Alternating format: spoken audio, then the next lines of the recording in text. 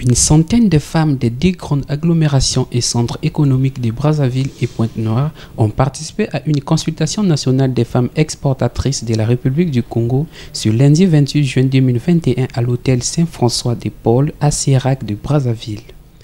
Organisée par le PNUD, cette activité avait pour but de recueillir les avis des femmes exportatrices sur le protocole africain de libre-échange continental sur le CAF, en présence du coordonnateur résident du système des Nations Unies et du représentant résident du PNUD en République du Congo.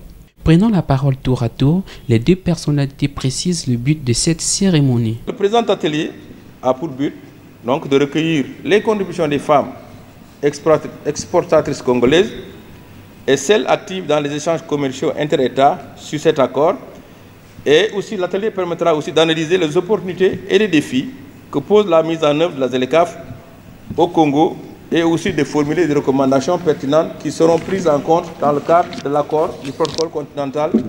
Il est donc essentiel, dès le départ, de déterminer ce que les ZLECAf signifient pour les femmes au Congo en termes de participation au commerce transfrontalier, aux chaînes de valeur et au marché public.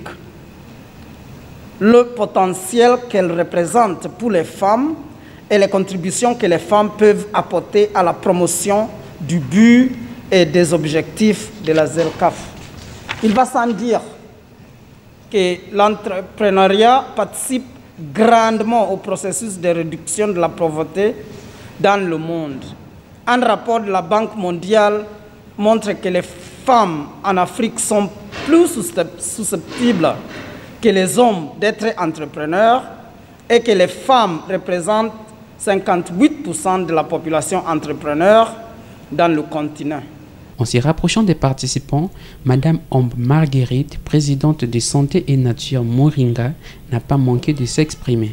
En tant que femme entrepreneur, ce que moi j'attends ici, qu'on se connaisse, qu'on crée ces chaînes de valeur-là et de voir de quelle manière nous allons effectivement constituer cette chaîne de valeur. Il souhaite de noter que cette consultation permettra une pleine participation des femmes dans le commerce continental et de formuler des recommandations contribuant à l'élimination des obstacles liés au genre en garantissant la saisie des opportunités commerciales des femmes.